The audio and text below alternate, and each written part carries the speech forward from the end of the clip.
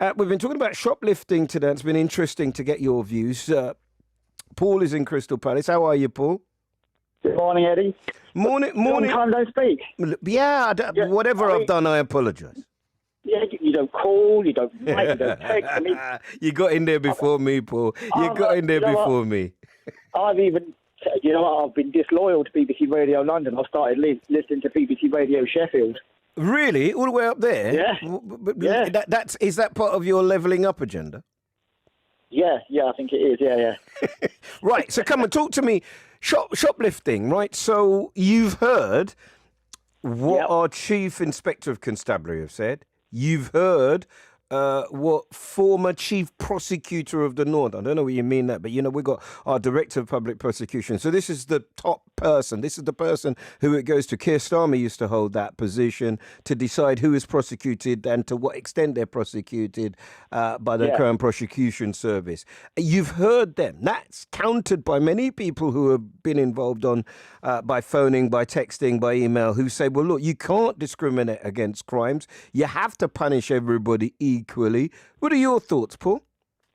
Yeah, I think the police, when they're called to an incident, whether it's shoplifting or whatever, they've got to use a bit of common sense and a bit of discretion. But at the end of the day, they're not judge and jury. They're not there to decide whether someone's punished or not. That's up to the courts to decide. And I think the police have a hard enough job as it is. And also, where I work outside East Croydon Station, and the issues that I have there. And I know the security guards who work in the local supermarkets, and they're telling me, and I'm witnessing it as well, they're confronting shoplifters not once or twice a week, once or twice an hour. And many of them, like I witnessed yesterday, they want to fight with them. They're getting aggressive with them. They're threatening them. No, I mean, and that's the point I've been trying to make, that actually when I've seen it, it's not like the person who's caught goes, oh, right, you fear cop, and I'll go and sit quietly until the police come. They're trying to get out of Dodge. So they're spitting, they're kicking, they're swearing, and it's an awful thing to experience, which is what I've tried to. I don't know if I've done it properly, but I've tried to take on board the impact of the people who work within said establishment. Nevertheless, You're talking about two people who know what they're talking about. One who's ridden to the very highest standards of policing. One who's Chief Prosecutor of the North, who have said it's always been thus. 'Twas always thus. The police have used a level of discretion. And whilst we are experiencing a cost of living crisis, which you are seeing real time there, Paul, you have to cut these guys. If you're trying to steal baby food, then you can't be judged in the same way as if you're trying to steal something else. No, I'm not giving you that as an opinion. I'm giving you that as a question. I'll give you another example. As I said, I work outside East Croydon Station. I have to work inside the station as well, and I know all of the guys and girls who work on the gates there. And they are getting dozens and dozens of people every hour who just push through the gates. And if they challenge them, they get a load of verbal, they get a load of aggression. That's why our rail fares are going up. And I've witnessed, I've even had... Is it? So you mean they wouldn't be good? I mean, I'll have it here, and this is, I think Oxford Street's one of the busiest. And I feel like a guy's literally trying to have sex with me sometimes, because literally they're pressing up. You've seen it. Right. Okay, just to make sure everybody knows, I'm not kind of mucking about with this one. What happens when you go through the barrier, you tap in and it opens and you go through? In order for that person that's trying to take advantage of your fear, they have to get as close to you as they possibly can so that they go through in the same opening. That's right, isn't it, Paul? But here's the case. You go to, again, I'll use the example East Croydon, where they've got the barrier gates. The people don't, occasionally they do that. They'll try and push in behind me when I've got my big trolley, and I'll just run the trolley over their feet if they try it. But most of them, they're just blazing. They just walk up. They push through the gates. Yeah, but it makes the noise, then, doesn't it, Paul? It does, but if you've got a young girl working on the gate and she's got two or three guys who just walk up, push through the gates, is she going to challenge them? And when they call the police, it's one of these things they look at. Well, by the time they get there, the guys are gone, so they don't bother turning up. You see, the thing is, I don't know. I've seen it, Leighton.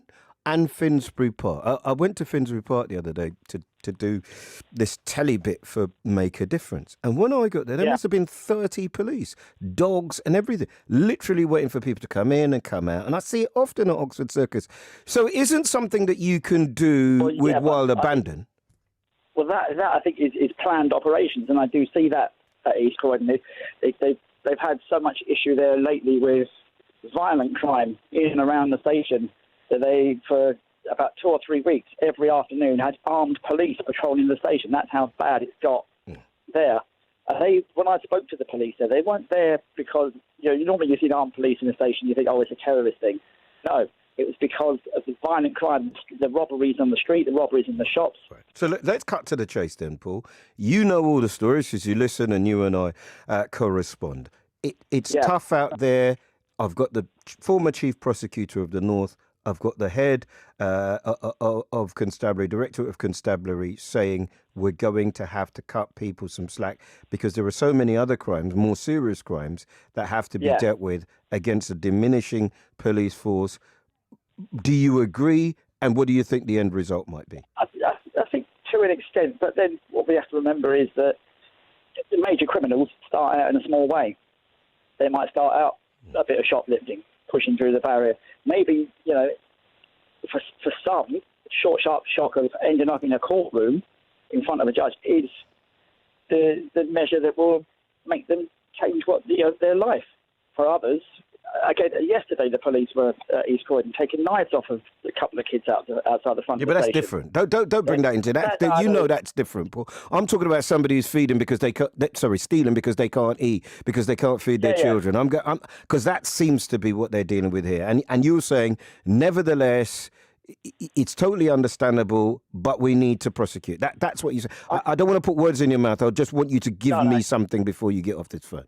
Yeah, I know quite a lot of the police in Croydon because I've had to call them so many times, and I've seen them dealing compassionately with some people there. Because they're human beings like us. They've got common sense. They will see that if a young mother's stolen a packet of baby milk because she can't pay for it. They'll have a bit of discretion there. They may give them a street warning, and I've seen that. But again, the police aren't really there to be judge and jury.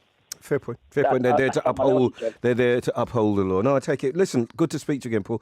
Make sure you stay healthy. Many more debates to have. If you just joined us, good morning. I think it is just about still morning, isn't it? Morning to you. So we've gone with two.